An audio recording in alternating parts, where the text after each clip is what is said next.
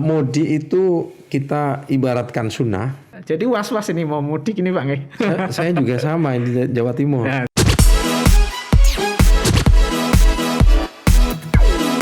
Assalamualaikum warahmatullahi wabarakatuh. Waalaikumsalam warahmatullahi wabarakatuh. Alhamdulillahirrahmanirrahim. Kembali lagi dalam program casting Podcast for Inspiring.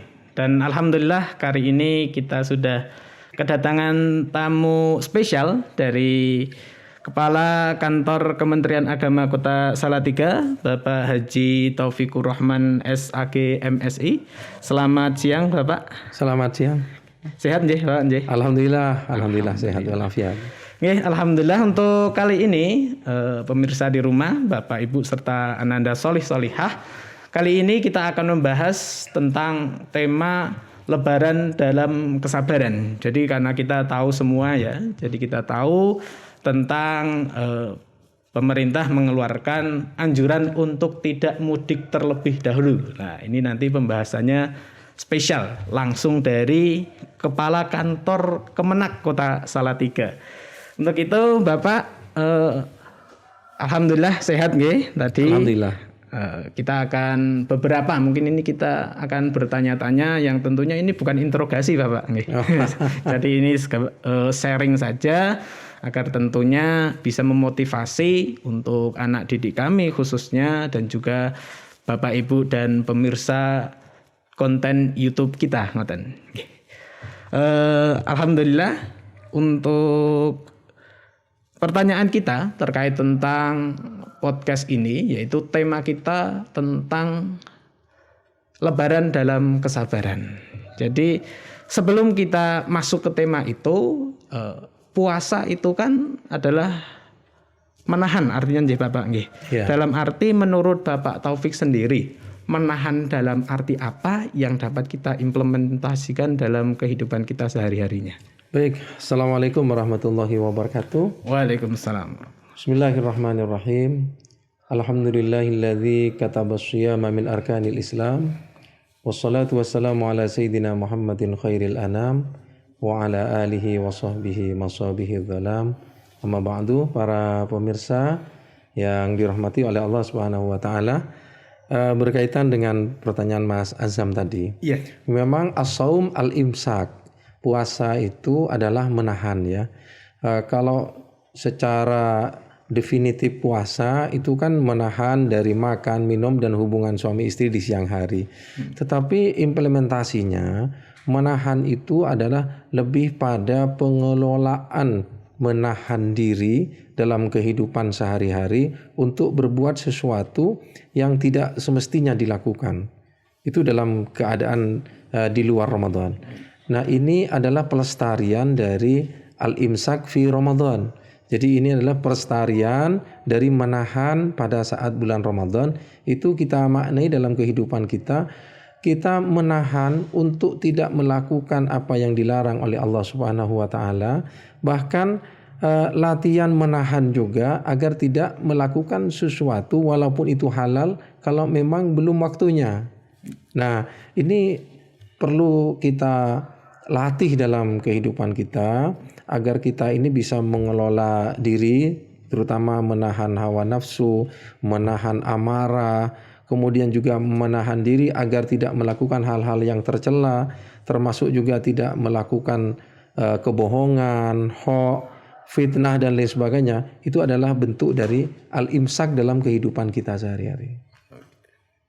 Jadi menahan itu dalam arti ketika siang hari itu kan katakanlah yang tadinya Bapak sampaikan yang halal menjadi haram itu tentunya mungkin kalau kita lihat anak-anak kita mungkin ya, anak-anak kita atau enggak usah anak-anak kita, masyarakat umum mungkin. Kadang itu kan menahannya kalau enggak makan, apalagi ketika melihat kondisi kita yang kali ini seperti ini, apalagi ada yang mungkin sebagai pekerja, kuli bangunan itu kan menahan lapar, haus. Sebetulnya itu makan minum juga halal, tetapi karena siang hari nggih Bapak nggih. Belum waktunya jadi haram gitu. Makanya kalau dilakukan membatalkan puasa ngoten nggih. Iya. Lalu setelah kita berpuasa 1 bulan lamanya itu kan ada istilah manusia itu kembali fitri ataupun istilahnya Idul Fitri. kita dalam arti kembali ke fitrah kita sebagai orang yang suci. Menurut Bapak sendiri, implementasi suci untuk diri kita sendiri itu seperti apa, Bapak? Baik, sebelum ke implementasi, saya ingin menempatkan dulu pemaknaan dari fitri itu sendiri. Ada kata keywordnya itu fitri ya, kembali fitri. Kata yang dibentuk dari kata fitri yang berasal dari fatoro dalam bahasa Arab itu mempunyai beberapa makna, Mas Azam. Di antaranya yang pertama maknanya itu fatoro itu adalah makan. Artinya di Idul Fitri itu kita dilarang untuk puasa. Jadi malah memang disunahkan makan sebelum sholat. Oh gitu ya. Kalau sholat Idul Adha kan makannya setelah sholat. Nah kalau Idul Fitri itu makan dulu walaupun sedikit, walau lukmatan ya. Nah kemudian yang kedua maknanya itu adalah kalau dalam bahasa Arab kata yang dibentuk dari kata fatoro kemudian mendapat awalan alif dan nun infatoro itu dari wazan infa'ala itu malah membuahkan hasil. Orang Arab mengatakan kalau lama tidak hujan kemudian kemarau ya, kemudian hujan turun, itu orang Arab mengatakan infatoral ardu bin nabat. Bumi menumbuhkan tumbuh-tumbuhan. Berarti ada sesuatu yang kita unduh setelah melaksanakan ibadah puasa selama 1 bulan itu diantaranya apa? Diantaranya kita ini bisa melaksanakan apa-apa nilai-nilai di bulan Ramadan itu.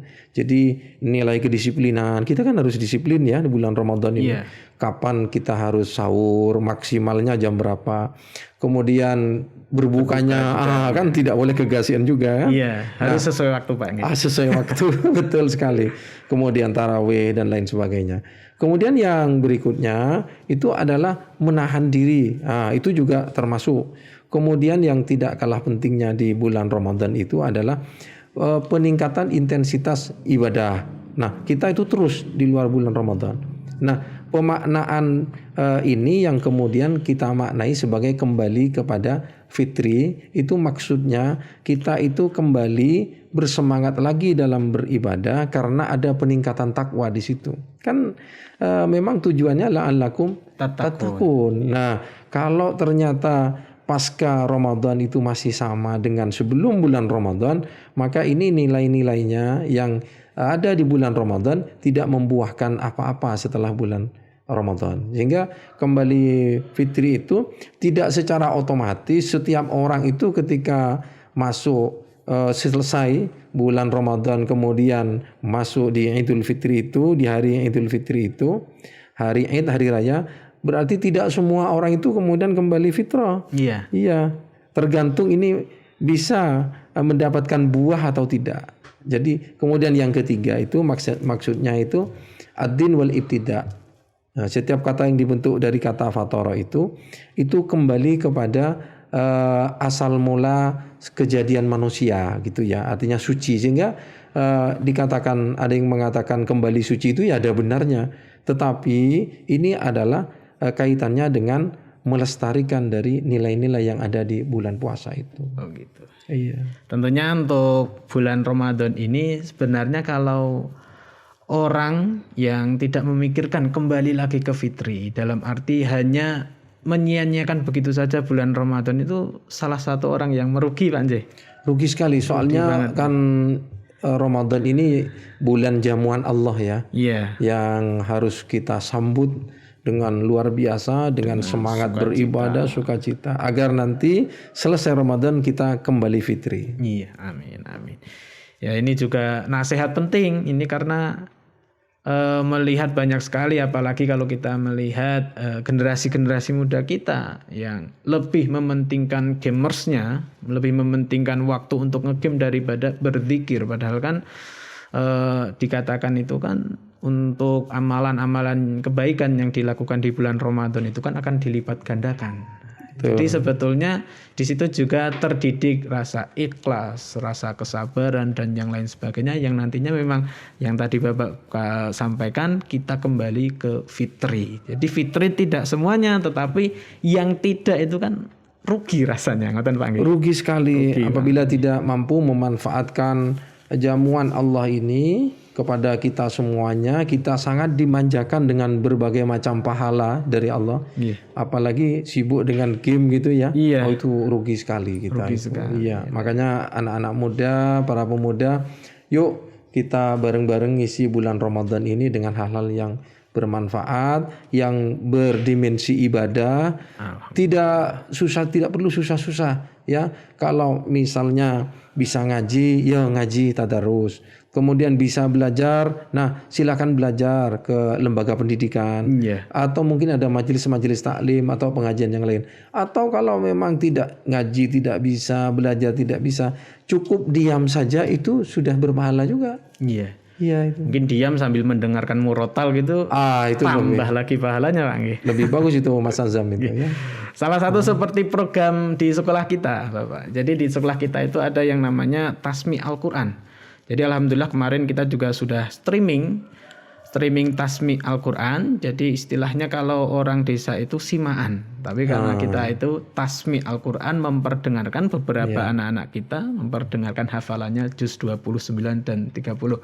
Itu juga yang mungkin belum lancar hafalannya itu hanya bisa mendengarkan, tapi juga pahalanya tetap mendapatkan pahala walaupun dalam arti berbeda nih Bang antara yang membaca dengan yang mendengarkan. Tetapi tentu pahalanya juga besar nih Bang. Iya, betul sekali, itu program yang sangat bagus. Berarti dari SMP Muhammadiyah Plus ini apabila itu diteruskan di masa-masa yang akan datang, karena apa?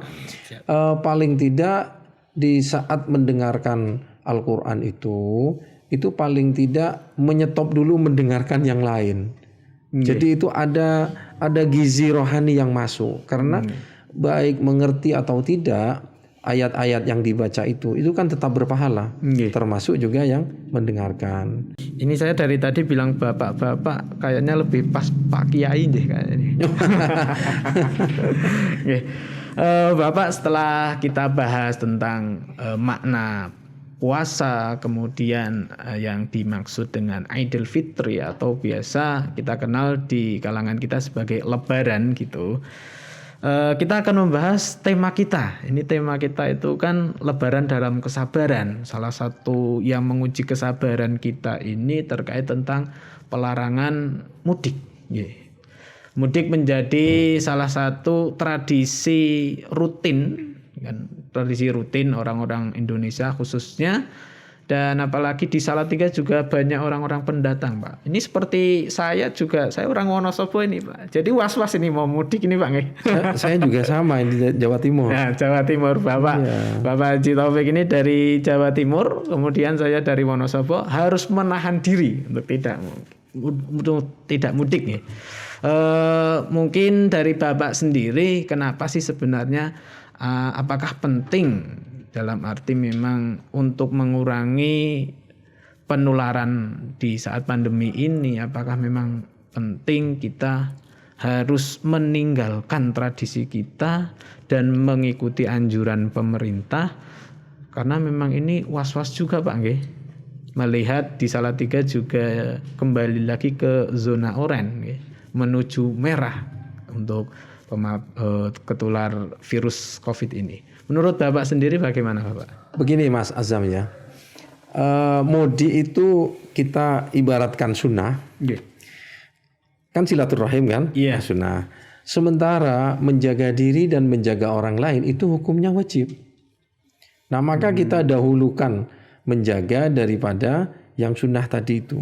Nah berkaitan dengan larangan ini, saya kira kan memang sudah melalui kajian ya para ahli, dan kita kan memang harus mengikuti saran ahlinya ya.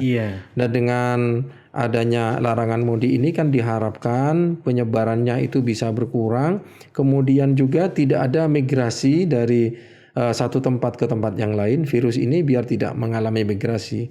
Nah kemudian yang berikutnya yang tidak kalah pentingnya, sejatinya kalau kita sadari ya, nah, ini sesuai tema ini ya. Kalau kita sadari sebetulnya tidak mudik, dengan sabar tidak mudik itu adalah bagian dari pelestarian puasa. Kan puasa itu adalah al-imsak, menahan. Maka menahan diri tidak mudik itu adalah bagian dari implementasi berpuasa selama 1 bulan. Sebagai wujud orang muttaqun itu tadi ya Pak. Muttaqin, orang-orang yang bertakwa itu. Ayo kita tahan diri kita. Kita mengikuti kebijakan pemerintah, dan kita mengikuti kewajiban pemerintah itu adalah sebuah kewajiban bagi seluruh warga negara kan. Dan ini adalah dalam rangka untuk keselamatan kita dan orang lain. Nah kemudian berkaitan dengan tradisi mudik, memang di negara lain itu hampir tidak ada, ini khas Indonesia. Rasanya tidak lengkap ya kalau lebaran tanpa mudik itu. Lebaran tanpa mudik itu ibarat kuah tanpa garam begitu ya. Tetapi sebetulnya manakala kita sadari ini sebetulnya bukan tidak mudik, hanya menunda mudik saja ini kan. Jadi kita tunda sampai nanti pemerintah memberikan batas waktu di mana kita nanti bisa bersilaturahim dan lain sebagainya. Toh kan sebetulnya ya ini kita ini sholat Id dimanapun bisa kalau berkaitan dengan sholat Id ya. Apalagi Menteri Agama sudah mengeluarkan surat edaran 04 tahun 2021 ini tentang panduan ibadah bulan Ramadan dan Idul Fitri. Idul Fitri sekarang kan sebetulnya beda dengan tahun 2020 kemarin. Jadi para pemirsa yang budiman, bahwa kita ini sebetulnya dibolehkan untuk menggelar sholat Idul Fitri baik di masjid maupun di lapangan. Tetapi itu bukan di zona merah ya dan zona oranye gitu ya. Dia bolehnya di kuning dan hijau kan. Nah, tetapi kan ini sudah ada kelonggaran ya. Artinya silakan, cuma dengan batasan memang harus 50% ya dari jumlah jamaah kalau di dalam masjid gitu ya. Kemudian yang berikutnya prokes yang ketat. Nah kalau Idul Fitri nanti mau digelar di lapangan, tentu ini harus berkoordinasi juga dengan Satgas Covid gitu. Artinya tidak ada masalah. Memang bicara kangen itu yoyo kangen ya. Semua kangen Pak ya. Semua kangen. Saya pikir begini, kalau kita menyadari bahwa pandemi ini dialami oleh dunia, saya kira yang kangen bukan hanya kita, tapi orang lain juga kangen gitu ya. Nah kalau kita menyadari sudah seperti itu keadaannya, insya Allah kita mampu untuk menahan diri untuk tidak mudik bersama-sama dengan saudara-saudara yang lain. Kita tunggu waktu yang tepat nanti ketika pemerintah sudah memberikan kebijakan kita boleh keluar masuk kota dan lain sebagainya. Apalagi ini kan ada istilah aglomerasi sekarang ya. Pembatasan kota mana saja yang boleh bebas kita keluar masuk gitu ya. Tentu dengan prokes gitu ya. Dan mana yang kita ini disekat sekarang kan sudah ada peraturannya semuanya. Maka oleh sebab itu himbauan saya kepada seluruh warga masyarakat, mari kita ikuti kebijakan pemerintah ini demi untuk keselamatan kita dan juga orang lain. Dan ini adalah bagian dari ikhtiar kita. Bagian ikhtiar kita. Jadi berdoa itu penting, tetapi ikhtiar lahiriah itu juga tidak kalah pentingnya. La'allakum tattaqun Pak ya. La'allakum tattaqun itu. Ya, jadi pemirsa, anak-anak dan juga para orang tua di rumah, Masya Allah ya, kita sudah mendengarkan penjelasan kenapa pemerintah mengeluarkan peraturan untuk tidak mudik terlebih dahulu, untuk tetap menahan diri, karena tentunya itu semua kembali ke istilahnya titel muttaqin yang nanti disematkan ke orang-orang yang berpuasa. Ngoten Pak nggih. Terakhir Bapak, mungkin bisa ada sedikit pesan dan kesan untuk kita semuanya, terkhusus untuk para Bapak Ibu guru, tenaga kependidikan, wali murid, para siswa-siswi kita semua. Tentunya semua terkhususnya untuk keluarga besar SMP Muhammadiyah Plus Salatiga, dan umumnya untuk para pemirsa semuanya, pesan dan kesan agar senantiasa mungkin kita menjadi orang yang bertakwa. Baik para pemirsa yang dirahmati Allah, saya mendapatkan kesan yang sangat baik ketika masuk di lingkungan SMP Muhammadiyah Plus ini, sehingga saya masuk ke studio ini. Kesan saya adalah pertama kesannya hijau, kemudian yang kedua nyaman, suasananya sejuk, kemudian saya melihat juga inilah tempat yang cocok untuk tempat pembelajaran.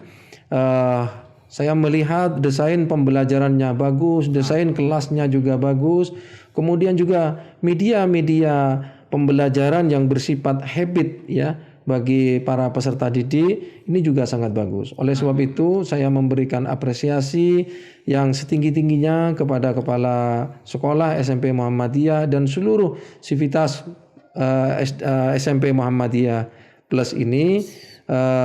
Mudah-mudahan ke depan tambah maju dan tambah bisa memberikan pelayanan pendidikan yang berkualitas bagi masyarakat Salatiga dan bagi wali murid. Saya kira ini adalah tempat yang sangat bagus untuk mendidik putra-putri panjenengan di tempat ini. Dan kepada anak-anakku terus belajar yang giat dan jangan ada satu hari pun yang tidak dipakai untuk mengambil faidah daripada ilmu. Dari ilmu ambillah faidah setiap hari seperti dalam syair wa kun mustafidan kulla yaumin ziyadatan minal ilmi wasbah fi buhuril fawaidi.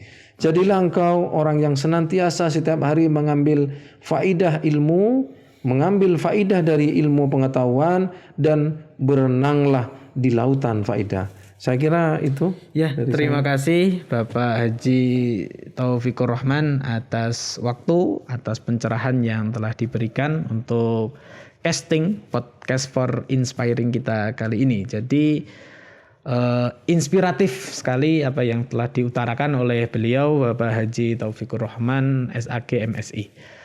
Terima kasih Bapak Ibu dan pemirsa yang budiman atas waktu untuk melonggarkan kita mendengar nasihat dari beliau, Bapak Kepala Kantor Kementerian Agama Kota Salatiga, Bapak Haji Taufikur Rahman, SAG MSI. Atas kesalahan dari saya pribadi, saya mohon maaf yang sebesar-besarnya. Sekali lagi terima kasih Bapak atas waktu yang sudah diberikan kepada kami, melonggarkan ini dari kesibukan beliau, dari kesibukan Bapak ini masih dilonggarkan untuk bisa mampir bersilaturahmi sambil podcast Pak ya. Sambil podcast untuk memberikan inspirasi tentunya untuk kita semua. Terima kasih, kurang lebihnya mohon maaf. Nasrun minallah wa fathun qarib. Assalamualaikum warahmatullahi wabarakatuh. Waalaikumsalam warahmatullahi wabarakatuh.